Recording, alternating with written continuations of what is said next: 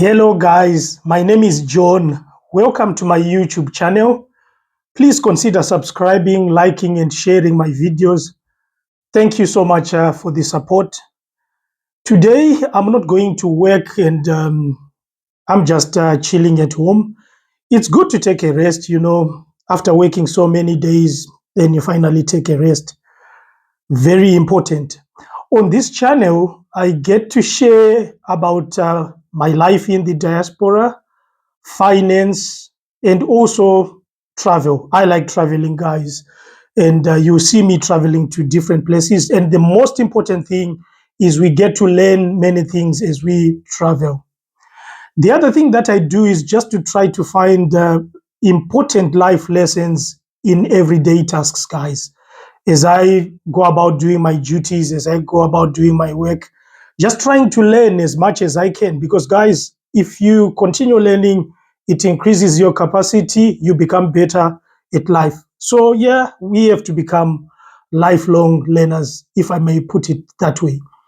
So guys, today, if you remember in the last video, I told you about my work in the warehouse.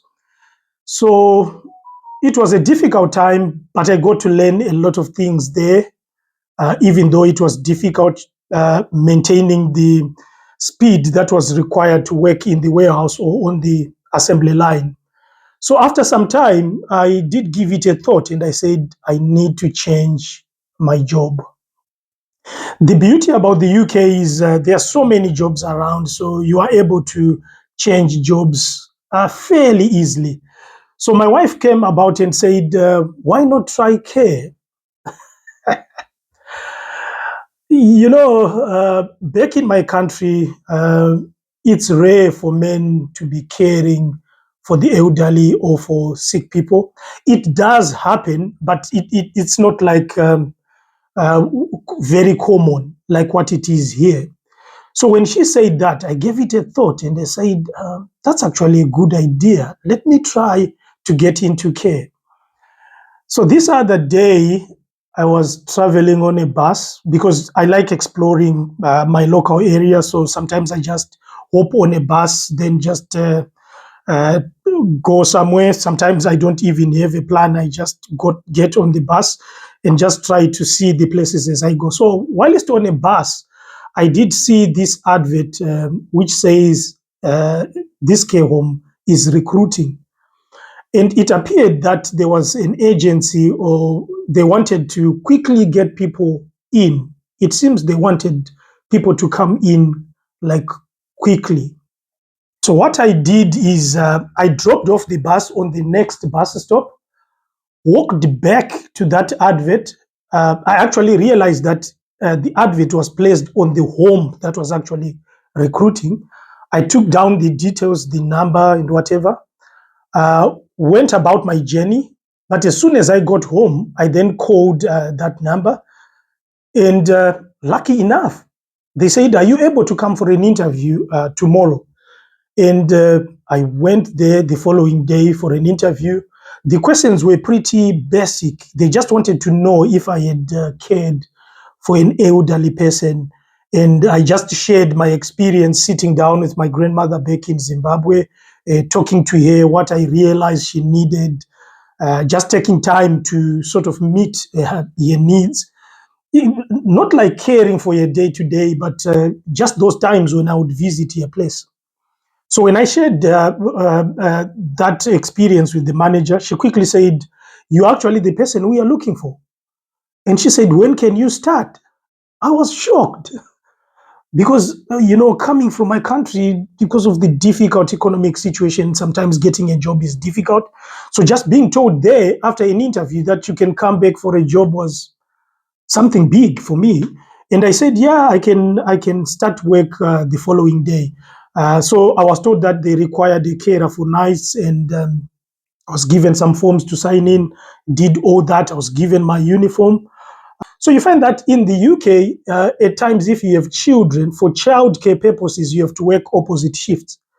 So this would mean that when my wife came back from her work, then I would be going for my work. Or you have to work different shifts. Like if she's working today, I cannot be working on the same day, something like that, which is a bit of a that's the real issue here in the UK, guys. Sometimes you have to actually sit down and work together, come up with a schedule to say you can do this shift, I can do ABC, something like that. I did a couple of shadow shifts. A shadow shift is where you follow an experienced person as they do the job, and you'll be expected to observe. And sort of after a certain number of shadow shifts, you begin also to be uh, doing your job sort of independently. It was an eye opener, guys. What I've realized in life is sometimes getting out of your comfort zone actually increases your capacity. You actually get to see some hidden talents that you thought you did not have. So, guys, when I was working at that home, oh dear me, I learned a lot.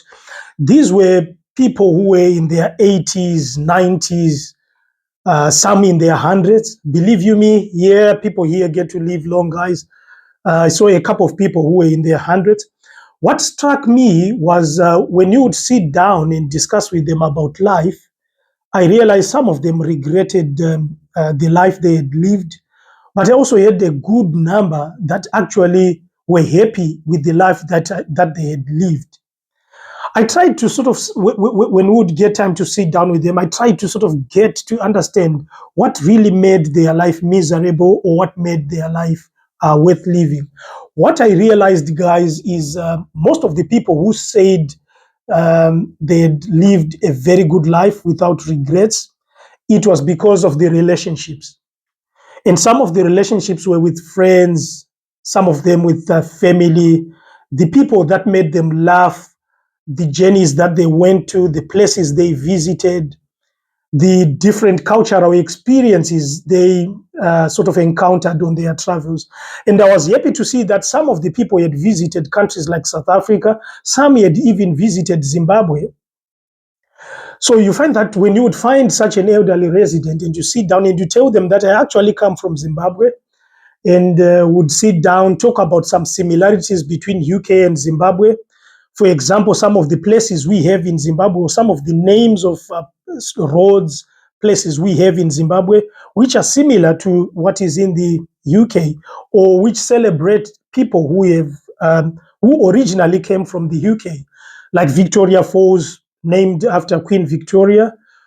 We have Queen Elizabeth Girls High School, I think, yeah, in Zimbabwe. So some of these things, as you begin to talk about those things, Prince Edward School, for example.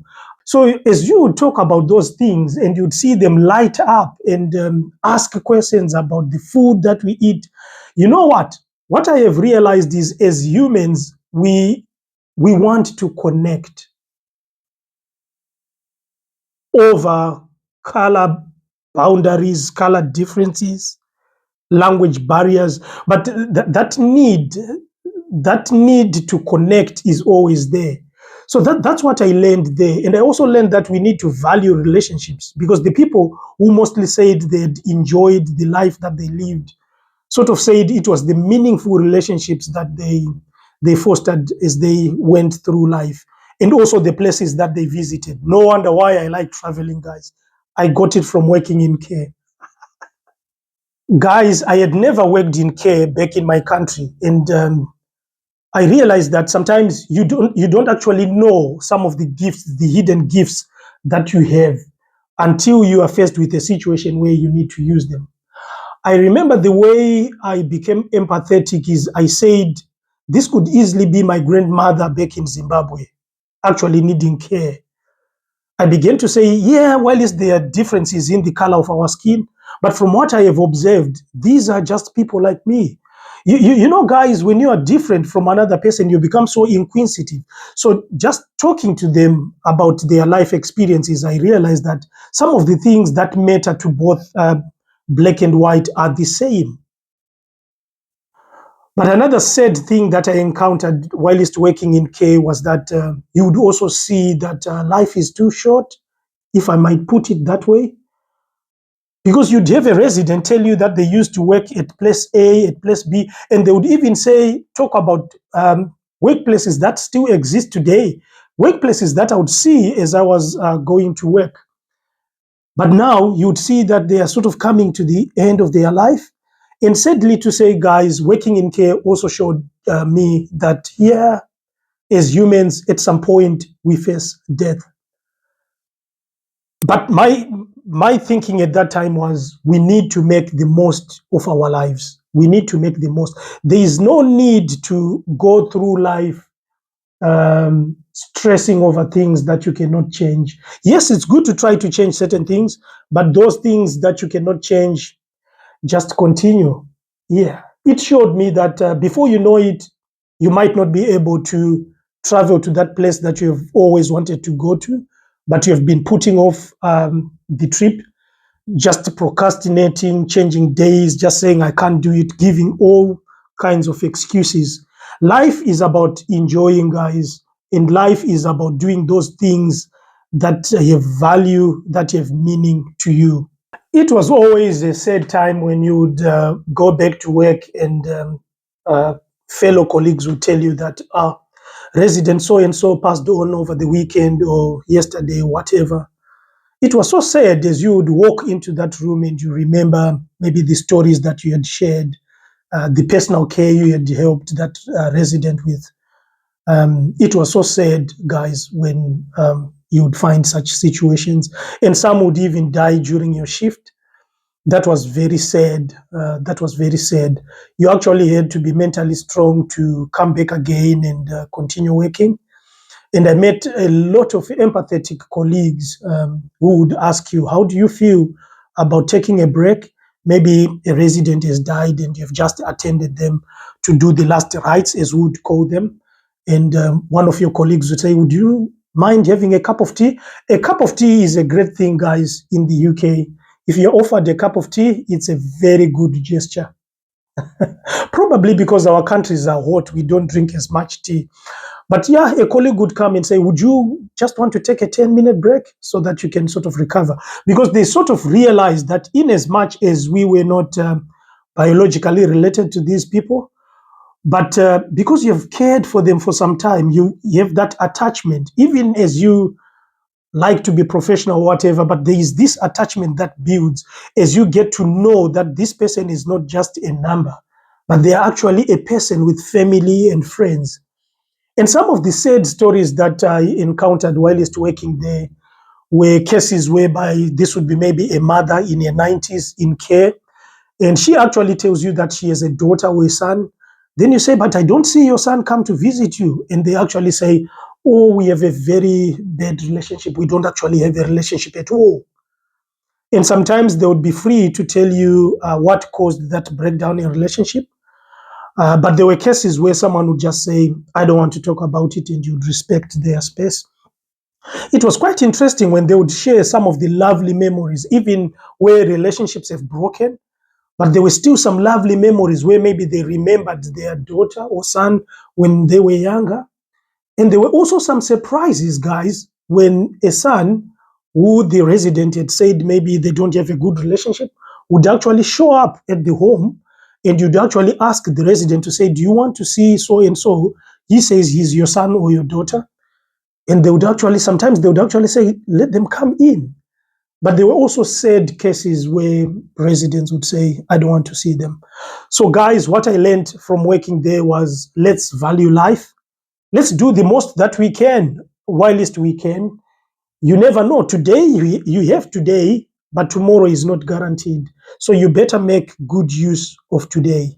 My wife is just reminding me that I need to take her to work. I'm not working, but she's working today.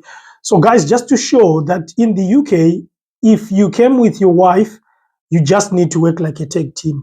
You need each other. You depend heavily on each other. So, guys, I'm going to be taking my wife to work. But what I will do for the rest of the day, I'm not traveling today. I'm just taking a break. But I will show you what I get to do day to day if I'm not working, the things that I get to experience, the things that I get to do if I'm not working. So, guys, come along with me and I'll show you what I'll get to do today. In my country, Zimbabwe, some chores are assigned to women, things like washing dishes, cleaning houses, and so forth. And the question that I get asked a lot from friends and family back home is that, do you as a man get to do those chores when you are in the diaspora? My answer, guys, is yes. Like today, guys, my wife is at work and I got to do the dishes, clean the dishes so that when she comes back tired, she does not need to start cleaning the dishes. When you get to the diaspora, guys, you quickly realize that you have to adapt and help with some of these chores so that your partner is not overburdened. I also think it's a good way of appreciating our spouses, just to realize the amount of work that they do when we are back home. So yeah, that's me there cleaning the dishes, giving them a very good clean.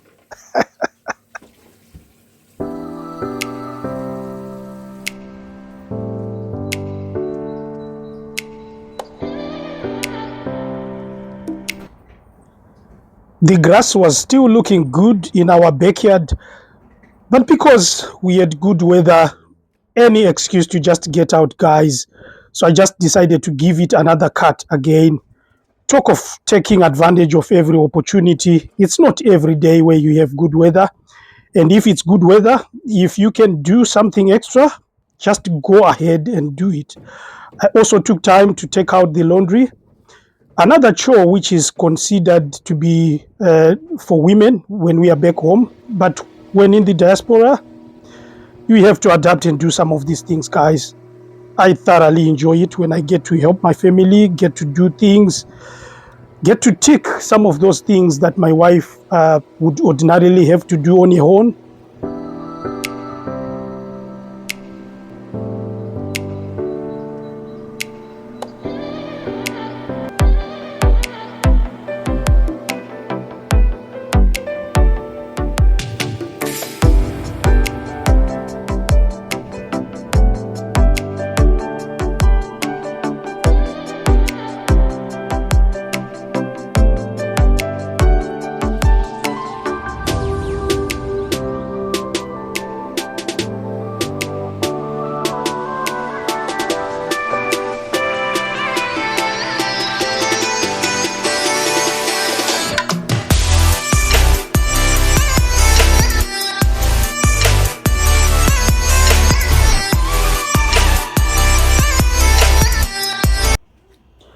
I like clean environments, and clean areas give me a sort of a confidence boost, a freshness that inspires me to do great things.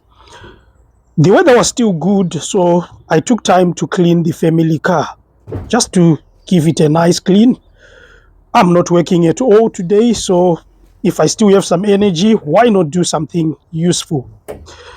Talk about enjoying everyday tasks, guys, and also taking advantage of the opportunity. It's good weather. It's good to be just out there doing something useful.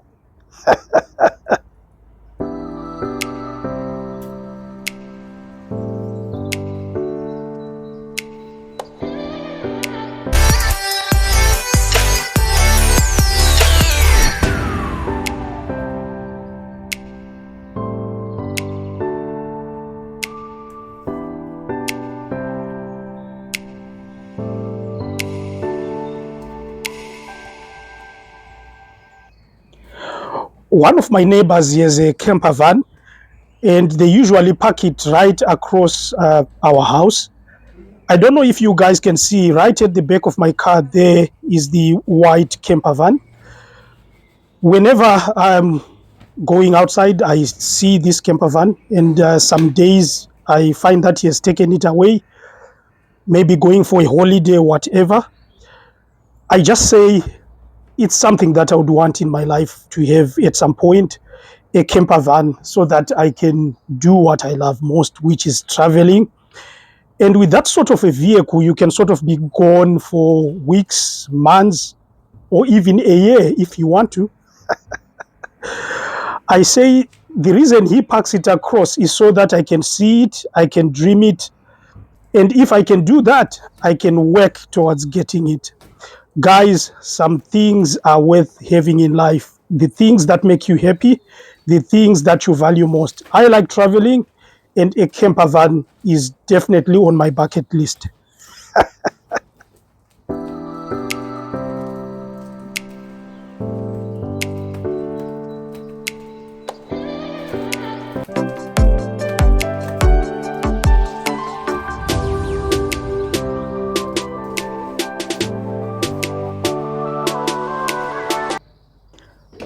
After all the hard work, guys, it is so good to see the car coming very clean. The car that was once dirty becoming clean. Just like in life, guys, when you put in the hard work, the results will show. And what a joy when you see the results of your hard work.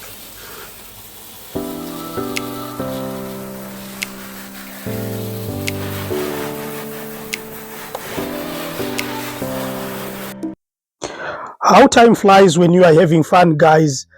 And just like that, the day was coming to an end, and I had to go and pick my wife from work. She works at a hospital, and whenever I go to this hospital, I just keep thinking about the value of good health. You just need to maintain good health, guys. Work and rest. There is a lot of working, there is a lot of pressure in the diaspora, but take time to recharge and refresh just to try and maintain good health. And also, guys, just to say thank you to the guys who work hard to keep us healthy. Working in the hospital is not easy, guys. The shifts are long usually, and the work is quite hard. Actually, my third job in the UK was at this very same hospital. And in my next video, I'm going to tell you some very interesting stories from this hospital. A lot of things that I learned whilst working here. God bless our healthcare workers.